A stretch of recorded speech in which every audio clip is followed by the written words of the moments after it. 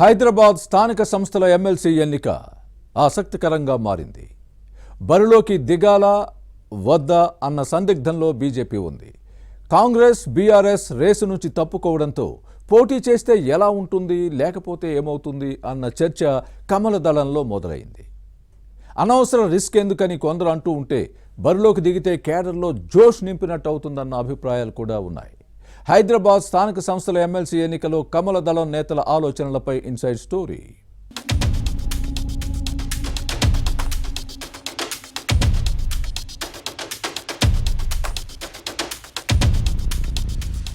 హైదరాబాద్ స్థానిక సంస్థల ఎమ్మెల్సీ ఎన్నిక సమయంలో రాజకీయ వేడి రాజుకుంటోంది.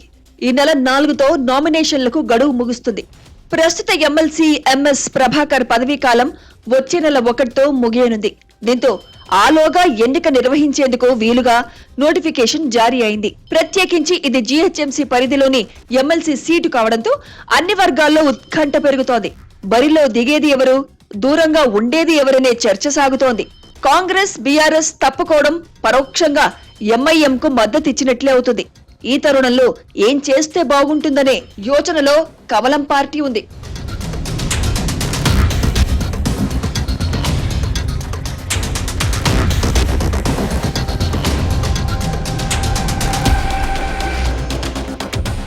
ఎంఐఎం బీజేపీ మధ్య ఉప్పు నిప్పు అన్నట్లుగా పరిస్థితి ఉంటుంది. అధికార ప్రధాన ప్రతిపక్ష పార్టీ ఎవరినీ ఎన్నికల్లో దింపే అవకాశం లేకపోవడంతో హిందువుల పార్టీగా చెప్పుకునే బీజేపీ కూడా రేసులో లేకుంటే ఎలా అనే ప్రశ్న ఉత్పన్నమవుతోంది. ఎంఐఎంకు ఝలక్ ఇవ్వాలంటే పోటీకి దిగాల్సిందేనని పార్టీ శ్రేణులు భావిస్తున్నాయి. రాజకీయ వర్గాల్లో మాత్రం పొలిటికల్ పిక్చర్ క్లియర్ అవుతున్న సంకేతాలు కనిపిస్తున్నాయి. కాస్త టఫ్ సిచ్యువేషన్ ఉన్నప్పుడు బరిలో దిగడం మంచిదా అన్న సందేహాలు కమలనాథుల్లో లేకపోలేదు. పోటీ చేసి పరువు పోగొట్టుకోవడం మంచిదా అని కొందరు ప్రశ్నిస్తున్నారు. ఉత్తర తెలంగాణ గ్రాడ్యుయేట్, టీచర్ ఎమ్మెల్యే స్థానాల్లో గెలిచిన ఫీల్ గుడ్ ఫ్యాక్టర్ కూడా పోతుందని కొందరు భావిస్తున్నారు.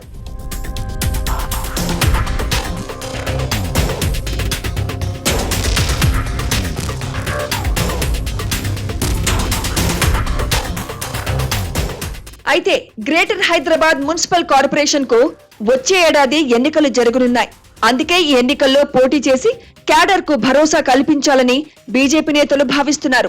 ఫలితం ఎలా ఉన్నా కనీసం క్యాడర్ లో చైతన్యాన్ని నింపినట్లవుతుందని, ఇది భవిష్యత్తులో బల్దియా ఎన్నికలకు పనికొస్తుందని కార్యకర్తలు అభిప్రాయపడుతున్నారు.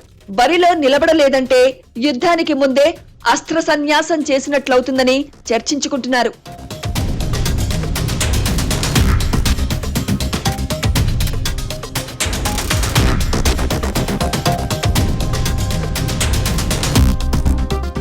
హైదరాబాద్ స్థానిక సంస్థల ఎమ్మెల్సీ ఎన్నికల్లో కేవలం ఈ రెవెన్యూ జిల్లా పరిధిలోని కార్పొరేటర్లు, ఎమ్మెల్యేలు, ఎమ్మెల్సీలు, పార్లమెంట్ సభ్యులకు మాత్రమే ఓటు వేసే అవకాశం ఉంది.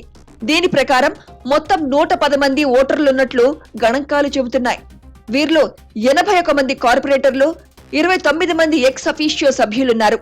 పార్టీల వారీగా కాంగ్రెస్ కు 14 మంది సభ్యుల బలం ఉంది.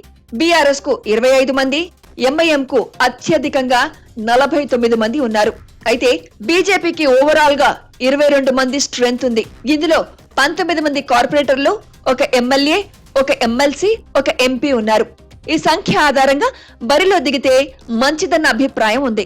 కాగా ఇప్పటి వరకు 2 ఇండిపెండెంట్లు మాత్రమే నామినేషన్లు దాఖలు చేశారు. బీజేపీ పోటీపై ఈ నెల 4న స్పష్టత వస్తుంది. పోటీ ఉంటే ఏప్రిల్ 23న పోలింగ్ జరుగుతుంది.